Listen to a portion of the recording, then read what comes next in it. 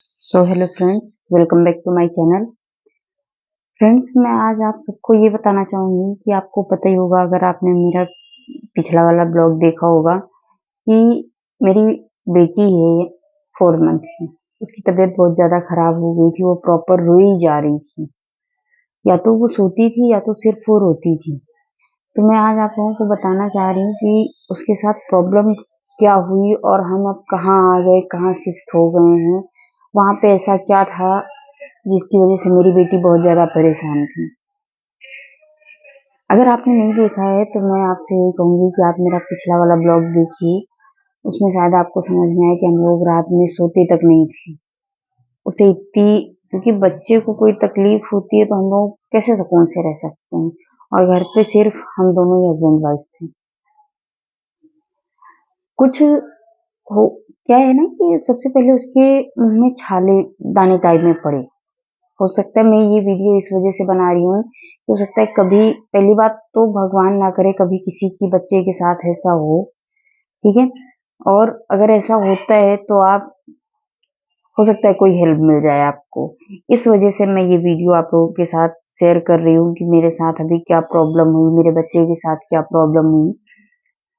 तो मेरी बेटी क्या हुआ, स्टार्टिंग में उसके मुंह में हल्के हल्के दाने से पड़े। तो मुझे लग रहा था वो, अच्छा, रो भी बहुत ज्यादा रही थी। वैसे वो नहीं रोती है, या तो उसे भूख लगती है तो रोती है, वरना उसे सोना होता है तो रोती है। वैसे वो खेला करती थी।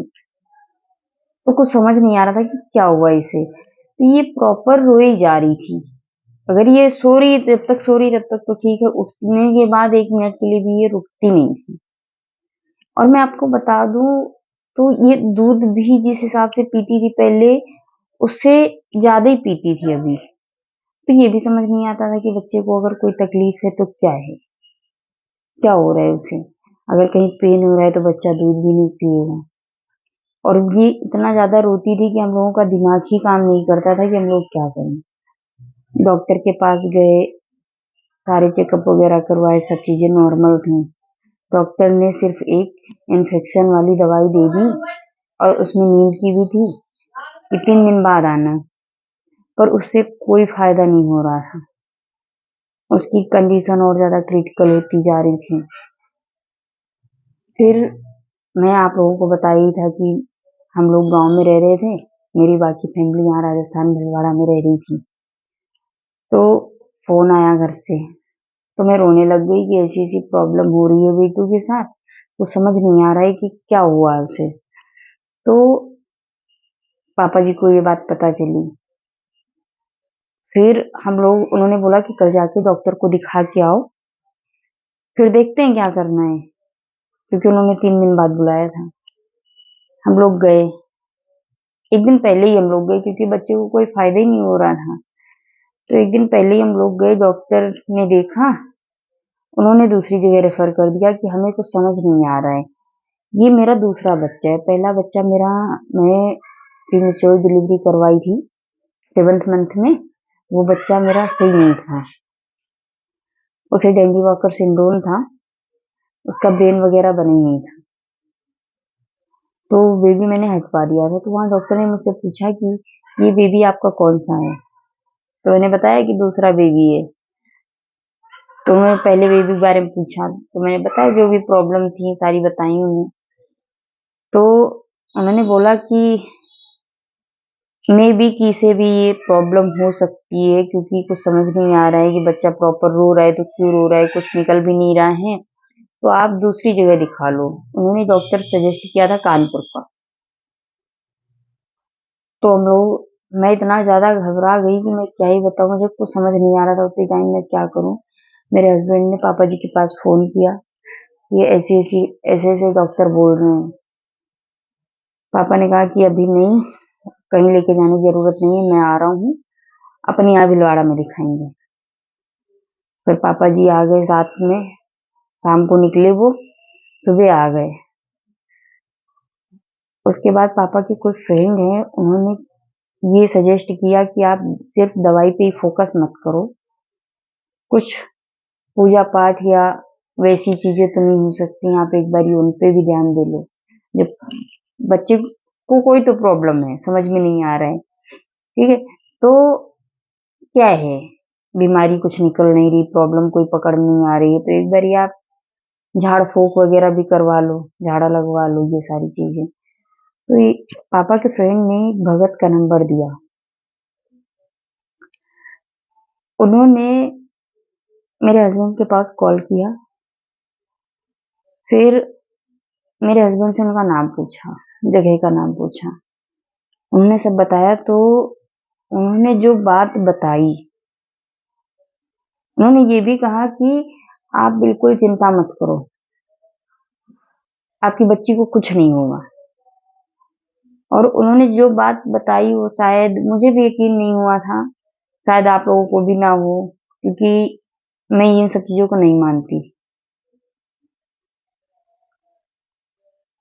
उन्होंने बोला, अभी उन्होंने कुछ मंत्र वगैरह फूँके उसके कान में फ़ोन के थ्रू, फिर बोला शाम को भी झाड़ा लगवा लेना।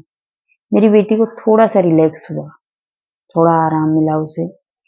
शाम को भी हमने झाड़ा लगवाया, लेकिन उतना ज़्यादा फ़ायदा नहीं हो रहा था उसे। तो हमने भगत जी को बुलवा ही लिया। अभी मैं आपको बताऊँगी कि भगत जी ने हमें क्या बताया था। हमने उन्हें बुला ही लिया, क्योंकि हमें उस चीज़ का परमानेंट सॉल्यूशन चाहिए था। उन्हें बुला के हमने अपने घर पे हवन करवाया, पूजा-पाठ करवाई, ठीक है? क्योंकि बच्चे के साथ कोई रिस्क नहीं लेना था। और मैं आपको बता दूँ, क्योंकि पापा जी मेरे आए, उसके बाद हमने भगत को बुलाया वहाँ पे, हमने पूजा-पाठ करवाई, मेरी बच्ची उसके बाद से एकदम सही। हम भीलवाड़ा आ गए, इसी प्रॉब्लम की वजह से, वरना भी हमारा कोई प्लान नहीं था आने का। हम भीलवाड़ा आ गए, अब मेरी बेटी एकदम ठीक है। तो मैं आपको बता दूँ कि भगत जी ने क्या कहा था। भगत जी ने हम लोगों से बोला कि तुम्हारे घर में एक चुड़ैल है, जो तुम्हारे घर में छुपी बैठी है, बच्चे के ऊपर उसने सवारी ले रखी है।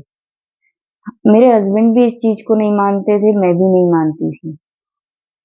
पर जब कोई दवाई असर नहीं कर रही थी, कोई डॉक्टर सही से हमें बता ही नहीं पा रहा था कि बच्चे को क्या प्रॉब्लम हो रही है, तो हमने ये भी सोचा करके देख लो, क्योंकि उस टाइम पे हमने सब कुछ करके देख लिया, जिसने जो बताया, हर एक चीज़ हमने करके देख ली, पर कुछ नहीं हो रहा था।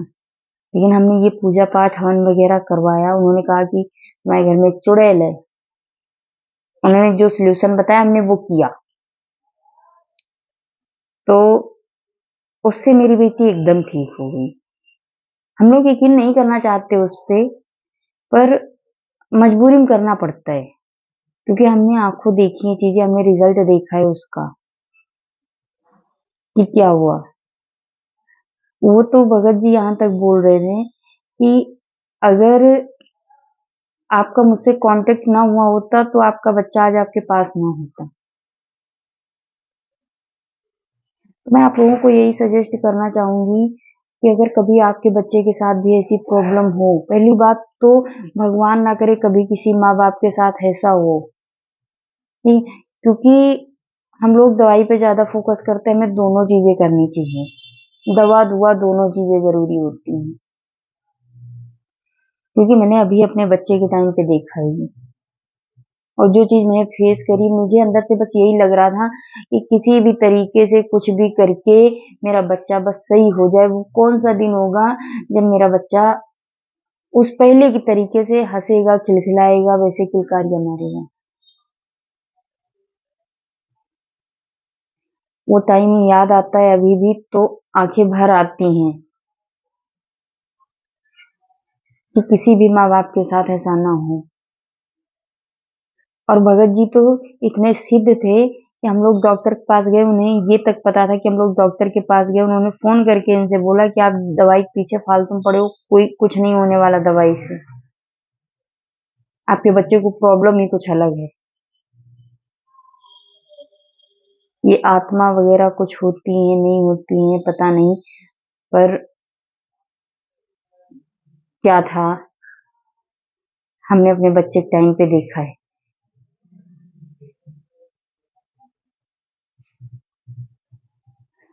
तो आप लोगों से बस रिक्वेस्ट है कि आप लोग भी कभी आपके साथ ऐसा हो कि कोई प्रॉब्लम पकड़ में ना आए, तो आप लोग इस चीज पे भी फोकस करना,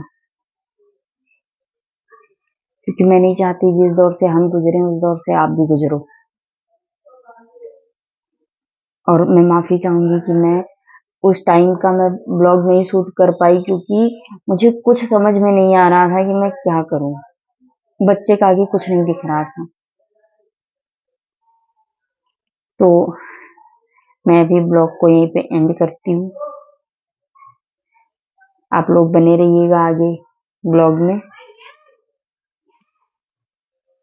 thank you.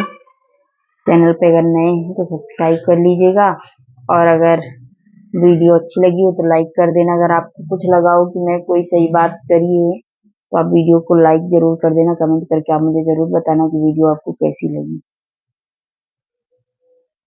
Thank you last तक वीडियो में बने रहने के लिए।